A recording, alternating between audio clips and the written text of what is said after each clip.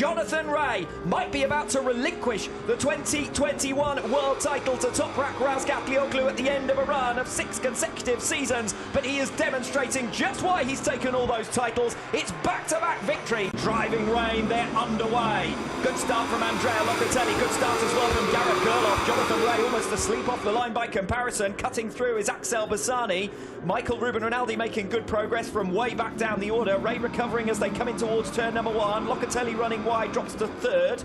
Garrett Gerloff also losing out around the first couple of corners, just as he did in race 1 earlier on today. Razgatlıoğlu it is then who leads. It's Scott Redding back up into 2nd position. Jonathan Rea into 3rd. Then it's Locatelli versus Axel Bassani and Tati Mercado with a great start. Mercado is up ahead of the BMW boys as Bassani comes firing through on Locatelli and up into 4th place. So further back down the order, watch out for Michael Ruben Rinaldi as well. He's up into P9, and Kota Nazane also up inside the top 10. Just demonstrates what a struggle it's been so far for Garrett Gerloff. Scott Redding eyeing up a move here on Toprak Razgatlıoğlu. Bassani thinking about a move on the riders ahead of him. He's going to let them fight it out among themselves instead. Rea comes through on Redding into turn 10. Razgatlıoğlu off the line. Bassani almost cuts through on Redding. Again, they're almost 4 abreast as they come in towards turn 11. Razgatlıoğlu hanging on, but by the skin of his teeth. Yeah, the run down into 10, 4 abreast. You can see for Jonathan Rea attacking there in Toprak. Not quite close enough to be able to make that move, but wanting to attack at this stage. He's feeling pretty confident out there, willing to get himself to the front of the field. Obviously,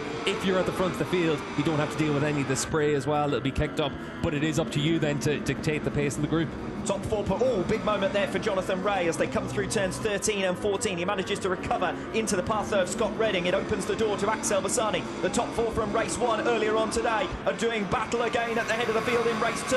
Rea comes through on Razgatlıoğlu, who'd opened the door, touches the curb momentarily in a big slide there as he makes his way coming off turn 16. Rea, Razgatlıoğlu, Redding, Bassani is your new order. Talked all day about Tati Mercado being a wet weather specialist. He's going with Michael van der Mark as the pair of them try to close back in on that lead quartet. Then there's a bit of a gap behind the number 36 as Razgatlıoğlu fires through at the start of lap 2. Rea will immediately respond. It's the fighting we've been seeing all season, but never in conditions like this. Yeah, a few riders making really good starts to this race. Kota Nazane as well, coming from the back row of the grid into the top 10. And the Japanese rider, he goes well in wet conditions. We saw that earlier in the season. He's made a great start to this race. He's right behind Andrea Locatelli. But like you said, Alex, Tati Mercado, once again in wet conditions, he's really excelling. Michael van der Mark as well in that number 60. He's been able to bridge a lot of those gaps. Tati Mercado, 6th position is as good as he has ever finished. Jonathan Rea out in front. Razgatlıoğlu 2nd. There is Mercado, currently sits in 6th position. He's dropping back off the tail of Michael van der Mark on this lap, but that's because van der Mark is the man making the progress at the moment. He's cut the gap to half of what it was at the start of the lap. He is now within a second of the race leader, Jonathan Rea. Rea, Razgatlıoğlu, Redding, Bassani and van der Mark right with them. Yeah, and for van der Mark, always goes well in these conditions. Toprak tries to take the race lead. Toprak Razgatlıoğlu through in towards turn 12. Jonathan Rea tries to stick it out around the outside and eventually gives best as Razgatlıoğlu recovers the lead, and Scott Redding also here with an opportunity to pounce. Razgatlıoğlu not afraid of these damp conditions. You suspected that would be the case. Yeah, Toprak's doing a really good job in these conditions, considering wet weather had been one of the weaknesses for him, but he looks pretty strong at this stage, willing to make those moves. Obviously Jonathan Rea back into the race lead now. And here comes Scott Redding on the inside of Razgatlıoğlu, so Scott Redding might go from 3rd to 1st here. Looks to have more confidence at this stage of the race. Rea covers the inside line as they come through turn 17 to complete lap number 2. It's now Rea, Redding, Razgatlıoğlu, Bassani and van der Mark. Van der Mark now within striking distance. Fastest man out of that lead quintet last time around. A 1:46 flat compared to a 1:46.7 for Jonathan Rea, the race leader. So van der Mark's got a lot of confidence in that BMW package underneath him. Redding also looking good at this stage.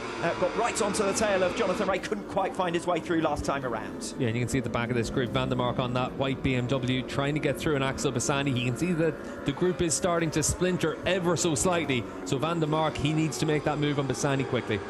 Tati Mercado broadly going with the group. A second the gap in front of him though, 2.5 seconds though behind to Andrea Locatelli. So at best we got a top 6 covered by 2 seconds, or you could look at it as a top 5 covered by just 7/10, nose to tail. And any time someone runs slightly off the line or makes a slight error or is slightly tentative, they're going to be swallowed up by the pack here. Scott Redding proving that as they come in towards turn 10. Jonathan Rea wants to get it stopped, can't get it stopped, finally gets it turned and squares it back up the inside of Redding nicely to recover the lead. lead as they come through turns 11 and 12. Well, this, ladies and gentlemen, was certainly worth waiting for. Coming in now to turn 12, Redding response. Yeah, Scott's always very strong in wet conditions. It looks like Jonathan Ray was going to try and attack him back. Ray not able to do it at this stage, but down in towards the last corner, you'd certainly expect to see him try and make another move. How long before Michael van der Mark makes a strike on Axel Bassani for 4th position? All 5 of these riders still very much podium contenders.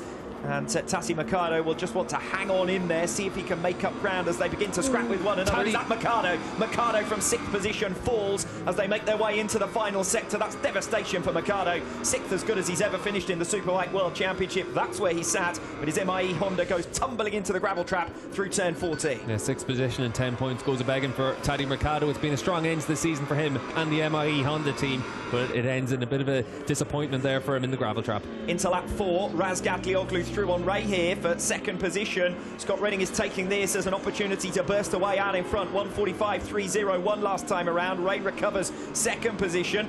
Still not losing too much ground though to Scott Redding out in front. Yeah, and Redding always very strong in wet conditions. This is one of those conditions as well, one of those types of conditions that having a little bit more size can really help Scott Redding, and certainly he's got that little bit more leverage of being one of the tallest riders on the grid. Still just over a second covering this lead quintet. Kota Nozane's just moved through on Andrea Locatelli for 7th position. Nozane's previous best just 9th, so a real opportunity for him to make a name for himself in wet conditions as Jonathan Ray goes soaring around the outside of Scott Redding on the exit of turn 9. So Ray desperate to lead from the front. He will be the first to encounter any changing conditions as the rain continues to come down here at the Mandalika International Circuit. Scott Redding into 2nd place, Razgatlıoğlu 3rd. Redding now is going to be the next to think about a move as they come through turn 12. Yeah, if you've ever got any questions about how good the riders are at top world class action, you're getting it right now. This is the first time they've ever been around this track in wet conditions. On to ever increasing heights. Ray close enough as they make their way through 7, 8 and 9.